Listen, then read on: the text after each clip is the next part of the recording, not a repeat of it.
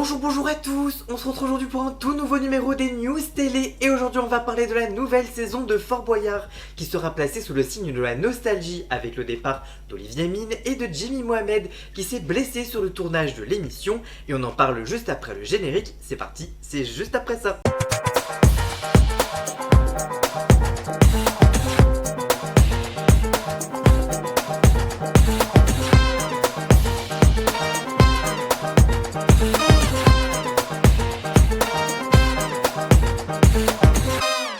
C'est un véritable retour aux sources qui attend les fidèles de Fort Boyard pour sa 36e saison, attendue début juillet sur France 2. Le jeu emblématique orchestré par Adventure Line Productions mise tout sur la nostalgie et pour cause, puisqu'il s'agira de la dernière saison animée par Olivier Mine avant son grand passage sur M6 à l'automne prochain. Un barreau d'honneur chargé d'émotions et de clins d'œil à l'histoire du programme. En effet, cette saison, selon Clément Garin, pas de nouveaux personnages ni de têtes d'affiche inédites cette année. La production a choisi de capitaliser sur les fondamentaux qui ont fait le succès de l'émission.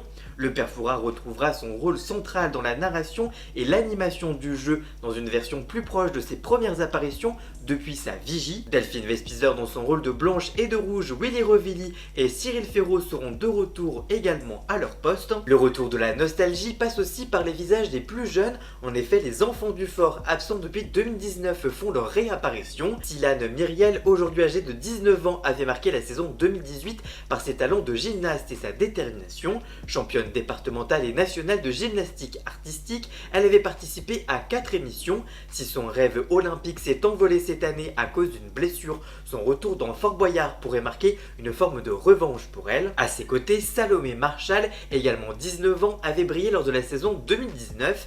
Acrobate accomplie et championne de pole dance, elle revient pour de nouvelles aventures, prête à impressionner à nouveau les téléspectateurs de France 2 avec ses performances physiques hors du commun. Autre grande surprise, le retour d'un personnage culte et un peu méconnu des plus jeunes mais adoré des fans de la première heure de l'émission.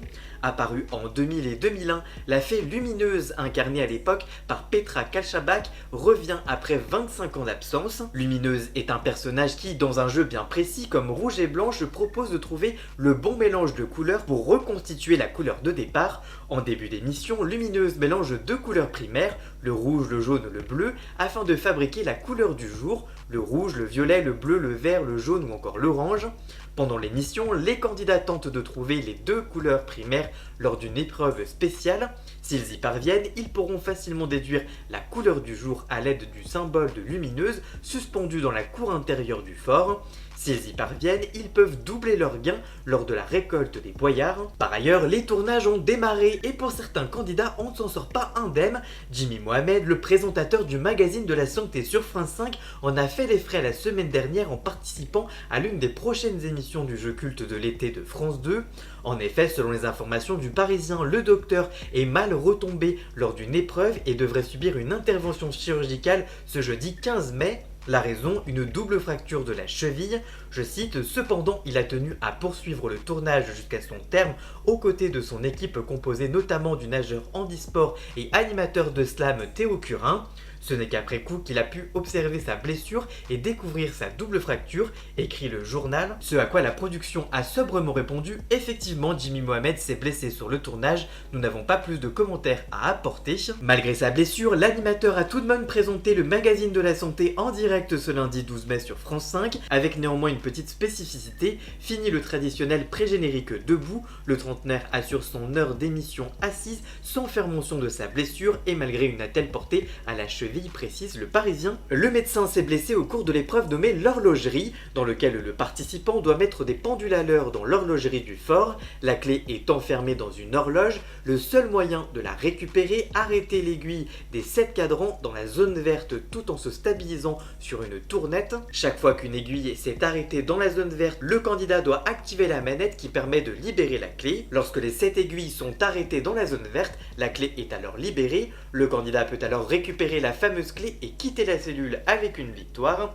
Un jeu plutôt complexe qui n'a été réussi qu'à 3 reprises en 6 passages par la patineuse Nathalie Péchala, l'ex-Miss France Diane Lair et le journaliste Jean-Baptiste Marteau. En tout cas, cette saison 2024 s'annonce comme un adieu en douceur pour Olivier Mine qui tire sa révérence après plus de 2 décennies à la tête du fort. Une page se tourne pour celui qui aura profondément marqué l'histoire de l'émission. Si le casting de célébrités ne semble pas vraiment évoluer, les mêmes figures des précédentes saisons devraient plutôt composer les équipes cette année, c'est bien sûr l'ambiance générale que la nouveauté s'invite, un parfum d'hommage, de transmission et de célébration du passé. Une chose est sûre, ce cru 2024 de Fort Boyard promet d'émouvoir les fans de la première heure et de raviver les souvenirs d'une émission toujours plus ancrée dans le cœur des téléspectateurs. Et vous, que pensez-vous de ces premières informations sur la nouvelle saison de Fort Boyard? Que pensez-vous de la blessure de Jimmy Mohamed? Dites-moi tout ça dans les commentaires, je vous lirai bien évidemment.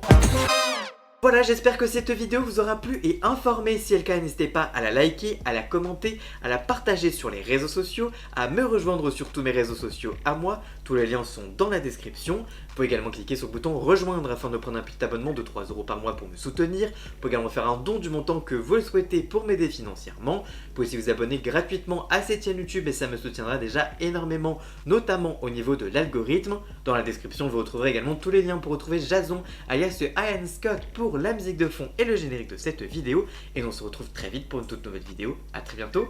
Ciao ciao.